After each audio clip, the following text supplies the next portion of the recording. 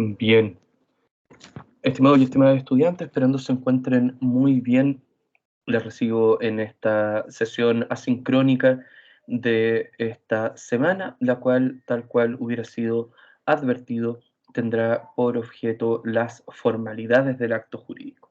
En este orden, entonces, los objetivos de esta sesión número 6 de orden asincrónico será la revisión de las formalidades, analizaremos su concepto y sus distintas clases, y ya al término, las sanciones jurídicas establecidas por el incumplimiento de los requisitos dados al tenor de estas distintas clases de formalidades. Por tanto, esperando se encuentren todos y todas muy bien, estamos ya en condiciones de poder comenzar. Lo primero a señalar es que las formalidades son ciertos requisitos eventuales, porque no están siempre presentes, que la ley exige sea para la forma, como requisito externo, o incluso, en algunos casos, como el mecanismo de exteriorización de voluntad de ciertos actos. De esto deriva entonces que las formalidades no tienen un valor único, es decir, depende de la clase de formalidad el valor que tenga. Hay algunas que, reitero, todas son importantes, de lo contrario no serían requeridas, pero volviendo a la idea del concepto, estos requisitos extra aparecen en primer término solo respecto de ciertos actos, no de todos. Y del mismo modo, en los actos que aparecen no siempre cumplen la misma función. En algunos casos tienen la función, por ejemplo, solo de prueba o de publicidad, lo que no afecta a la existencia del acto, pero en otros sí va a tener relevancia, afectando la propia validez del acto y generando una eventual nulidad, como es en el caso de las solemnidades. Por lo tanto, según el objetivo finalmente que las formalidades persigan, estos requisitos extra otorgados o solicitados a ciertos actos, es que surgen sus cuatro clases que ya se encuentran viendo: la vía de prueba, la vía de publicidad, las formalidades habilitantes y las solemnidades. En el estudio particular de cada una de estas, las primeras, las denominadas formalidades por vía de publicidad, son aquellas que lo que buscan es, como su nombre ya lo advierte, hacer públicos ciertos actos a fin de que terceros, personas que no son los contratantes, otras personas distintas a los contratantes, puedan tomar noticia de la existencia de ciertos actos, y ello con la finalidad de recibir o demandar la protección que les toca. En definitiva, lo que buscan las formalidades por vía de publicidad es que los terceros que pudieran verse afectos por ciertos actos tomen conocimiento de esos actos, que esos actos se han realizado. Por lo tanto, ciertas circunstancias, digamos, no se trata de un requisito más bien del que penda la validez del acto. El acto va a seguir siendo igualmente válido. Lo que ocurre es que al hacerlo público, el acto se vuelve válido entre las partes y también respecto de terceros. Y para hacerlo válido respecto de terceros, es que entonces hay que ponerlo en su conocimiento, y para tales fines surge la necesidad de hacerlos públicos. El ejemplo clásico de esta situación son algunas inscripciones en registros públicos. Por ejemplo, la situación de la inscripción de vehículos ante el Servicio de Registro Civil e Identificación, que lleva el registro de vehículos motorizados. En ese sentido, para efectos del comprador y vendedor, pensemos, de un vehículo, el contrato existe y es válido desde el momento que acordaron la cosa y el precio, el vehículo a comprar y el precio a pagar por él. Pero no obstante, los registros indican que el vehículo, aunque ya esté en manos del comprador, todavía sería del vendedor. Y para terceros, para todo el resto de las personas, salvo vendedor y comprador, el vehículo sigue siendo del vendedor. Por lo tanto, es para poner en noticia de esas terceras personas que ahora el dueño ya no es el vendedor, sino que ahora es el comprador, es que se hace necesario actualizar este registro ante el Servicio de Registro Civil e Identificación. Con ello, entonces, se puede poner en conocimiento a terceros de la existencia del contrato, en el ejemplo expuesto de la compraventa, para que así puedan tomar las providencias necesarias según los intereses que pudieran tener en el acto. Bajo esta lógica, entonces, damos el ejemplo de una inscripción en un registro público. Pero hay otros actos que exigen, por ejemplo, que se realicen publicaciones, muchas veces en diarios de circulación nacional o, por ejemplo, en el diario oficial. Ejemplo clásico de esto es la situación del contrato tanto de constitución como de modificación de sociedades, en las cuales se elabora un extracto de la conformación o bien de la modificación de la sociedad, y ese extracto se ordena no solo inscribir en el registro de comercio, sino también publicar en el diario oficial. Y con ello, nuevamente, se cumpliría con este requisito de formalidad por vía de publicidad. La doctrina divide estas formalidades entre las que son de simple noticia y las sustanciales. Las primeras son aquellas que simplemente buscan informar, digamos, a los terceros, como pueden ser, por ejemplo, esta publicación en el diario oficial, dar una mera noticia o, como indica el profesor Vial del Río, poner al corriente a esos terceros de la realización de un acto. Pero en el caso de las sustanciales, se trata de publicidades que buscan precaver a terceros interesados, personas que efectivamente están o podrían estar interesadas en la realización de determinados actos. Y en este sentido, por ejemplo, tenemos dos situaciones que utilizar como ejemplo. La primera es la notificación a los acreedores, por ejemplo, dentro de un proceso de quiebra, es decir, cuando se informa que una persona natural o jurídica está en un proceso de reorganización y liquidación patrimonial, se notifica a los acreedores para darles noticia del acto que se está realizando, la quiebra. ¿Por qué razón? Porque ellos son interesados en el punto también. Otro ejemplo es el caso del artículo 1901, en la cual se trata del contrato de cesión de derechos, en la cual se exige que debe notificarse al deudor a fin que sepa que ya no tiene que pagarle a su acreedor primario, sino ahora a otra persona que es el nuevo dueño de ese crédito.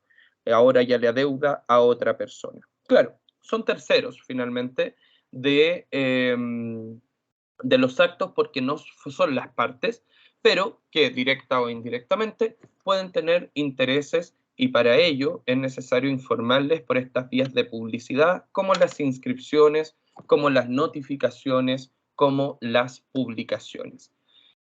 Luego analizaremos que la omisión a esta clase de medida de publicidad no generaría, digamos, nulidad, sino que las sanciones serán diversas. El acto sigue siendo válido, aun cuando no hubiera cumplido con las formalidades por vía de publicidad que exigiera. En segundo término, tenemos las formalidades por vía de prueba, que como su nombre lo indica, son aquellas que la ley exige para efectos de poder acreditar la existencia del acto. En ese sentido, esta situación de los fines de prueba, aclaramos que tiene una función de prueba en juicio. Es decir, no se trata de probar la existencia entre las partes, sino probárselo a un tercero, quien es ahora este tercero, el juez, que está conociendo del conflicto que se ha dado a propósito del contrato. Nótese que en general los contratos, más allá de que si la ley lo exige o no, lo usual es que los contratos estén por escritos, aun cuando no sea la escrituración un requisito de aquel. Digamos, ¿y por qué la gente lo hace por escrito? Precisamente para generar un eventual medio de prueba que pudiera ser requerido más adelante. En algunos casos, chicos, hay que comprender que la no escrituración deja de ser una alternativa en cuanto la ley, en algunos casos, como vamos a revisar ahora, prohíbe el hecho de que si no está escrito, se puede aprobar por otros fines. Es decir, aclarando que la única forma de poder acreditar la existencia del acto será mediante un instrumento escrito. En términos que si ese instrumento escrito no existe, no podrá, en este caso, acreditarse la existencia del acto por otro fin. Aclaramos y reiteramos la idea disculpando la reiteración. Esta situación no implica que el acto no exista. El acto existe, pero existe solo entre las partes. Pero es para efectos de probarlo, es el punto en el que surge la problemática y por la que sería necesario haberlo otorgado por escrito. Hemos indicado que los contratos no siempre, y de hecho, salvo que la ley así lo exija, no determinan la necesidad de escrituración. Aclarado este punto entonces, y aclarada la orientación que ha de tener la formalidad por vía de prueba, la norma del artículo 1708 en adelante nos entrega ciertas reglas importantes que considerar. En primer término, el 1708, 1708, 1708, nos dice que no se admitirá prueba de testigos respecto de una obligación que haya debido consignarse por escrito. Entonces acá tenemos una primera situación de que si en todos aquellos actos que la ley hubiera ordenado la escrituración, solo ese documento, solo ese instrumento escrito será el que servirá para efectos de probarlo, no siendo admisible reemplazarlo por testigos. ¿Cuáles actos la ley demandará escrituración de manera expresa? Por ejemplo, el contrato de promesa del 1554, del 1554, número 1, o por otra parte, las compraventas solemnes del artículo 1801 en su inciso segundo, en las que destacamos, por ejemplo, la compraventa de derechos hereditarios, la compraventa de bienes inmuebles. El artículo siguiente, el 1709, en el mismo sentido y también hablando de limitaciones probatorias por no haber cumplido con la formalidad por vía de prueba, nos dice que deberán constar por escrito los actos o contratos que contienen la entrega o promesa de una cosa que valga más de 2 unidades tributarias. No será admisible la prueba de testigos en cuanto adicione o altere en modo alguno lo que se exprese en el acto o contrato, ni sobre lo que se alegue haberse dicho antes o al tiempo o después de su otorgamiento, aun cuando en alguna de estas adiciones o modificaciones se trate de una cosa cuyo valor no alcance la referida suma. No se incluirán en la suma los frutos, intereses u otros accesorios de la especie o cantidad debida. Aquí la ley entonces nos dice que todo lo que constituya, cualquier acto que constituya entrega o promesa de entrega de una cosa que valga más de 2 UTM, debe necesariamente constar por escrito y no se admitirá ninguna prueba si no es solo por este mecanismo. Finalmente, ratificando esta situación, el artículo 1710 nos dice que al que demanda una cosa de más de 2 unidades tributarias de valor, no se le admitirá prueba de testigos, aunque limite ese valor a la demanda. Tampoco es admisible la prueba de testigos en las demandas de menos de 2 unidades tributarias cuando se declara que lo que se demanda es parte o resto de un crédito que debió haberse consignado por escrito y no lo fue. En este sentido, entonces, en los tres casos nos planteamos, los tres casos me refiero en el 1708, 1709 y 1710, nos planteamos en la situación de una limitación a la prueba de testigos por tratarse de actos, de promesas, de entregas o de demandas que exigen que hayan sido por escrito, normalmente dado por el valor de la cosa o bien porque la ley haya exigido la necesidad de escrituración. Esa omisión de la escrituración entonces no atenta contra la validez del acto, sino que contra lo que atenta es contra la posibilidad de no poder acreditar el acto en juicio. Una tercera clase son las formalidades habilitantes, que como su nombre lo indica, son aquellas que pretenden habilitar a las personas que por ley no pueden celebrar ciertos actos por sí. No se trata necesariamente de personas incapaces, en algunos casos sí, porque pensemos en el caso de un padre respecto del hijo. El hijo es incapaz ante la ley, atendido que según su edad puede ser bien impúber o menor adulto. Y claro, evidentemente la autorización del padre, pensemos en los casos de la patria potestad, conforme al artículo 250 y siguientes del Código Civil, evidentemente le permitirán actuar en ciertos actos. Pero no solamente se trata la formalidad habilitante de habilitar a incapaces, sino que también se trata de personas que aún siendo capaces requieren de ciertas habilitaciones, de estas formalidades habilitantes, para realizar ciertos actos atendidas a ciertas circunstancias. El ejemplo clásico en esta situación es la situación de la sociedad conyugal.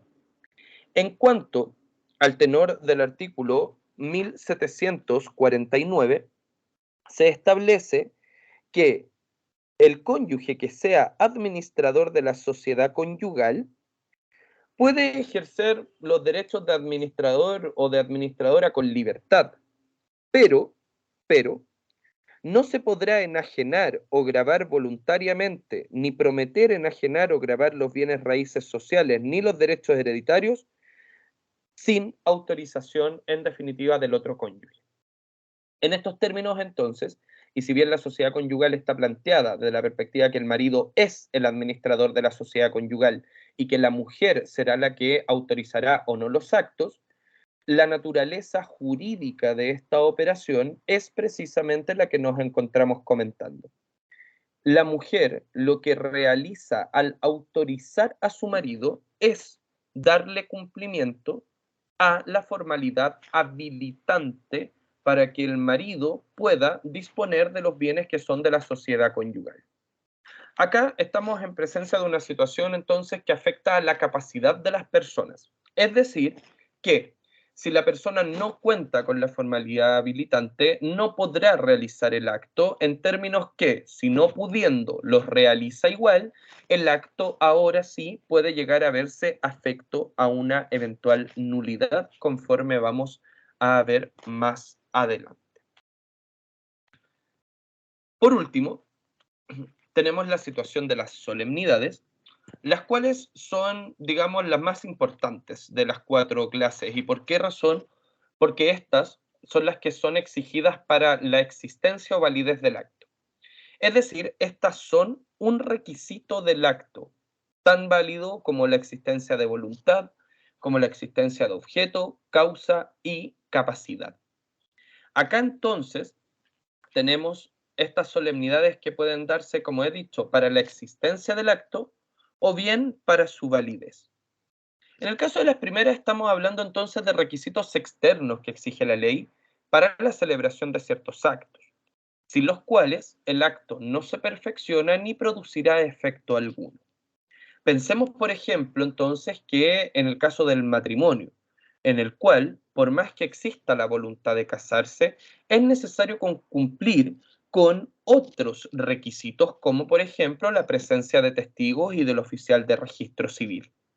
En ese sentido, entonces, si esos testigos y ese oficial de registro civil no están presentes, el matrimonio no es que pueda celebrarse de igual forma con vicios, sino que derechamente no podrá celebrarse. ¿Por qué razón? Porque es un requisito requerido para su existencia. En este caso, también es necesario, digamos, señalar que por tradición, la mayoría de los actos en el derecho eran solemnes, pero la verdad es que nosotros ahí debemos recordar que los actos solemnes en verdad son una excepción, que la regla general es que sean consensuales. Si es excepción entonces la solemnidad, solamente podemos entender que los actos son solemnes en la medida que la ley lo exija, o bien que las partes hubieran decidido voluntariamente generar alguna solemnidad aun cuando el contrato no lo exige.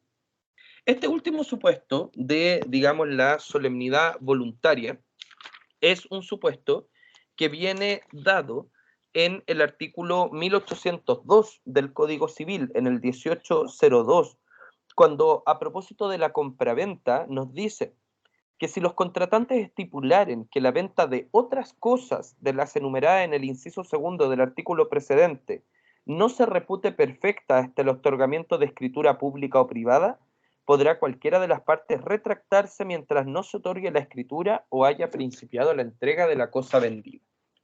En términos tales, entonces, que, bueno, esta norma se replica después en el 1921 en cuanto a arrendamiento.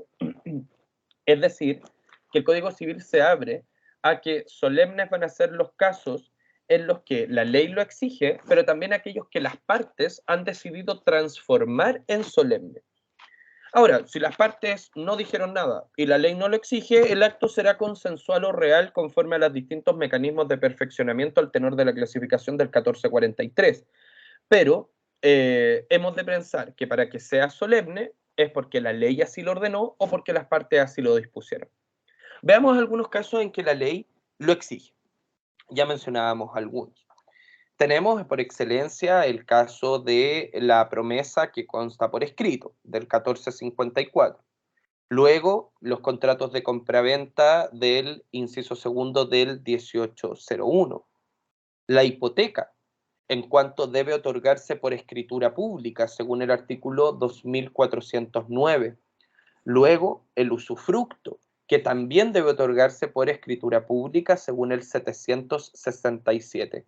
Y por supuesto, el primer ejemplo que ocupaba, el matrimonio, que por definición, según el artículo 102 del Código Civil, es un contrato solemne.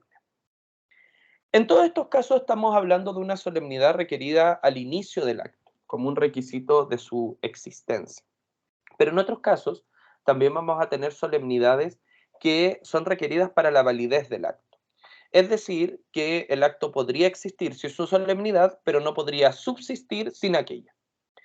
En ese orden estamos hablando, por ejemplo, de la presencia de testigos hábiles en el caso del testamento, o bien del trámite de insinuación de las donaciones conforme al artículo 1401.